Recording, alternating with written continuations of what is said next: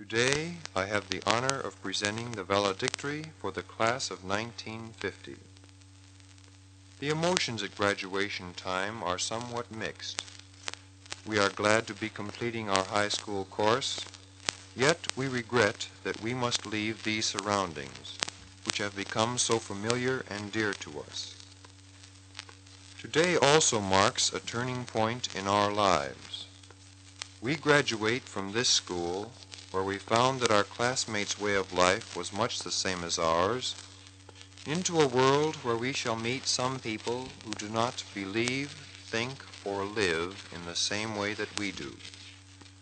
We shall find some people who are just as anxious to break down our cultural and moral education as our parents and teachers were to build it up. We graduate from this school dedicated to Christianity into a world rank with communism, fascism, and materialism, a world ravaged by wars. Humanity, apparently, has become accustomed to war. All leaders seem to have the idea that their causes are right and just, and must be fought out to the last. We must find a new principle which can be used as a basis for all leaderships. It must be one which will serve as a basis for person-to-person relations.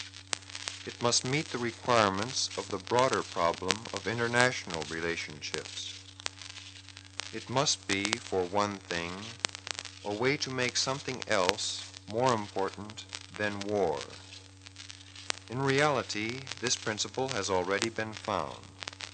It dates back to over 1900 years ago, when a certain lawyer asked a certain carpenter's son what he should do to gain eternal life. The carpenter's son answered him, saying, "Thou shalt love the Lord thy God with thy whole soul, and with thy whole strength, and with thy whole mind, and thy neighbor as thyself." And thy neighbor as thyself. Who is your neighbor? Every person you meet. Certainly he may not have the same color hair, nor the same color eyes, nor the same color skin, yet he is your neighbor. Each person is created in the image and likeness of God. No, this doesn't show up physically, for two people may be as different from one another as night is from day, externally. But strip back that physical barrier, and what do you have?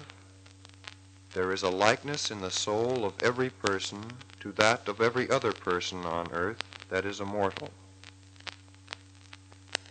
We can face all nations, all doctrines, and all political factions with the idea that our stand is for the education of all the people on earth in the principle of love thy neighbor as thyself.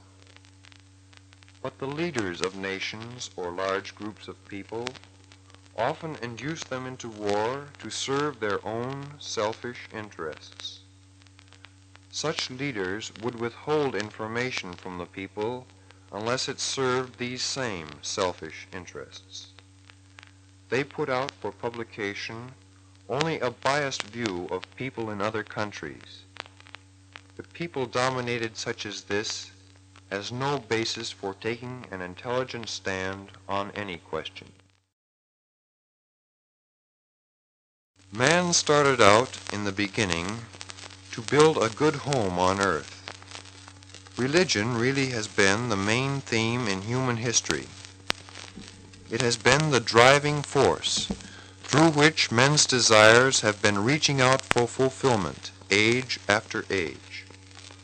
Through it all, when considered purely from the final result obtained, it is clear that man has failed and blundered in one respect. He has failed to obtain the purpose of permanent peace. He did not have the knowledge, or the technique, or the proper angle on organization of human habits and customs. We of the graduating class do not offer to know the answer to the problem of putting this principle of peace to work. Ours is a statement of desire to learn something about human relations which those ahead of us apparently have failed to learn. Habits and customs are like plants. They come up from nowhere and just start growing unattended.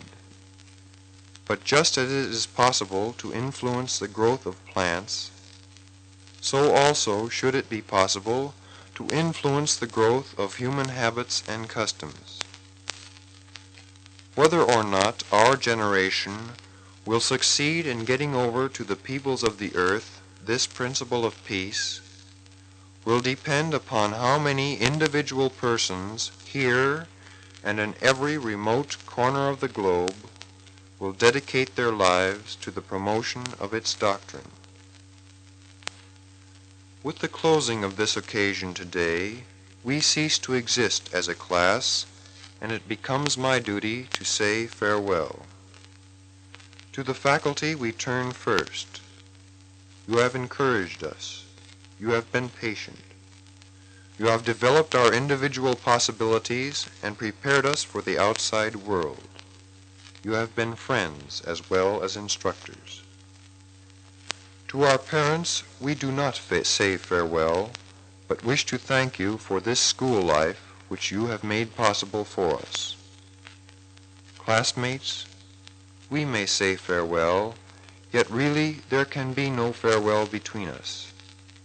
As we follow our different paths in our lives to come, we will always be held together through the common possession of the principles and ideals taught to us in this, our alma mater. Thank you.